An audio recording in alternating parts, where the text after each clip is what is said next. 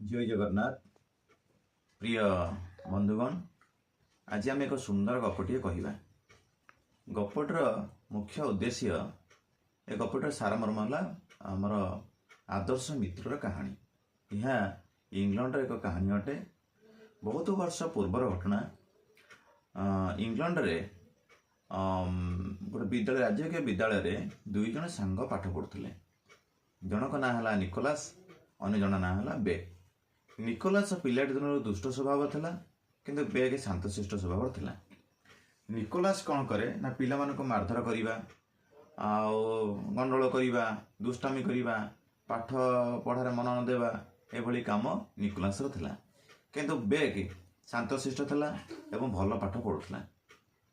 दिनकर घटना निकोलास एवं बेग दुई जन जाकि विद्यालय थे। से समय शिक्षक पाठ पढ़ुले एवं किसी कारणवशतः शिक्षक बाहर को जाते।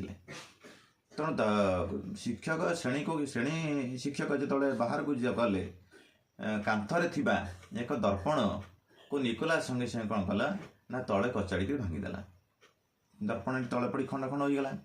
खंड खंड टुकड़ा टुकड़ा हो जा भितर जो निकोलास पिला मानक मारधर करे तेणु से समय पिला माने आ निकोलास को कहीं किसी कहले ना। तेणु निकोलास कौन कला ना चुपचाप शांतशिष्ट भाव में बसिक पाठ पढ़ा लगे। यह देखा देखी समस्त पिला पाठ पढ़िले एवं से श्रेणी कक्ष निज सांग बेग थिला।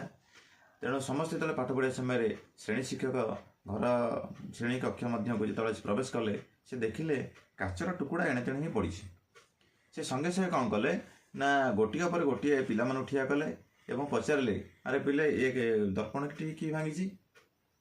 समस्त पिला गोटे पर गोटे जो पचारि चलले पिला माने कहिया कहले नहीं जो बर्तमान आम दर्पण भांगी बोली। जो निकोलास पाखे आसी पहुँचले निकोलास मना करदेला। समस्त पिला मना कले निकोलास मना कला। तापर जो किसी समय बाद बेग पाखापाखि आसी पहुँचले बेग को पचारा पूर्वर से निजे निजर दोष स्वीकार करने। कारण से चिंता कला यदि सांग भांगी काचटी जो दर्पणटी जदि मुझे स्वीकार न करुच्ची काली काली जो श्रेणी शिक्षक जानवे जे दर्पण टी सांग निकोलास भांगी अधिक माड़ देवे और गाड़ीगुलज करेंगे। से भय सांग को रक्षा करने को चाहिए बे कौन कला निज दोष स्वीकार कर नहीं गला। कहला शिक्षक सार मु एक दर्पण टी भांगी दे हाथ में खसी जाइए मत दंड दिंतु। तत्क्षणात शिक्षक कौन कले ना बेत्राघात करने को लगिले और बेग को एमती भाव में मारे जहाँकि देह मुंड फुलीगला और देह रक्त स्राव होगा लगे।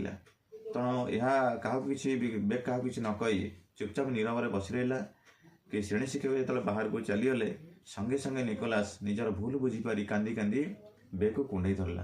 कहला सांग तू मो पाई एते बड़ कष्ट सहिलु किंतु मु बड़ भूल कर देसी मत क्षमा कर दे।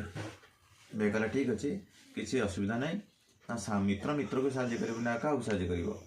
तेणु से दिन ठार निकोलास शपथ ना देख बेग मुझे शपथ नेउछि आज दिन ठार मु भल पाठ पढ़ी और भल मनीष हेबी। से भली पाठ पढ़ला जन उच्च न्यायाधीश चाकरी कला विचारपति भाव में विचारालय चाकरी करने समय एवं दीर्घ 40 वर्ष बीती जाता। से समय राजतंत्र एवं गणतंत्र मध्य युद्ध आरंभ होगला। राजतंत्र नेता भाव में बेग दायित्व नहीं एवं गणतंत्र एवं राजतंत्र मध्य जो कलिगिजा लगी रहा से समय गणतंत्र जीति जाता। गणतंत्र नेता भाव में क्रामवेल प्रधानमंत्री होते एवं से चिंता कले जो मैंने राजतंत्र को स्वीकार करुले से फांसी दंड दंडित कर। संगे संगे से कौन कले ना जो मैंने राजतंत्र को स्वीकार करुले प्रोत्साहन करुले से बंदी करागला एवं गोटाक पर गोटे से विचार करागला। तेणु विचारालय पाखे जो पहुँचला जो बेग नाम आसी पहुँचला से समय दीर्घ 40 वर्षर अतिक्रांत कर समय गड़ी जाइए। तेणु निकोलास तो मन अच्छी ना सांग कथा। तेणु बेग को कौन कला ना जो फाइल आसी पहुँचला से देखला जो मो सांग आसी मृत्युदंड को मृत्युदंड पाई तेणु केमी उद्धार करी। से संगे संगे न्यायाधीश पद ओह्लाई से घोड़ार साहाଯ୍य नौले।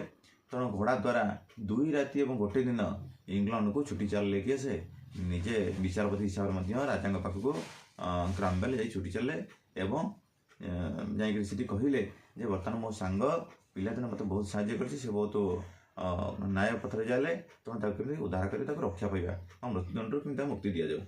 ଏହା ଶୁଣି ସମସ୍ତ ଘଟଣା ଶୁଣି ସାରିଲା ପରେ ଗ୍ରାମ୍ବେଲ୍ ଚିଠି ଦ୍ୱାରା ଲେଖିଲେ ଠିକ୍ ଅଛି ଆମେ ବେକୁ ମୃତ୍ୟୁଦଣ୍ଡରୁ ଉଦ୍ଧାର କରିବା।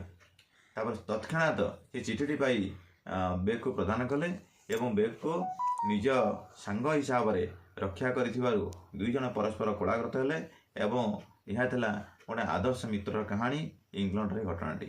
ତେଣୁ ଏହି କାହାଣୀ ମାଧ୍ୟମରେ ଆମେ ଏହା ଶିକ୍ଷା ଲାଭ କଲେ ଯେ ମିତ୍ର ମିତ୍ରକୁ କିଭଳି ଭାବରେ ସାହାଯ୍ୟ କରେ, ଏହା ଆମେ ଶିକ୍ଷା ଲାଭ କଲେ।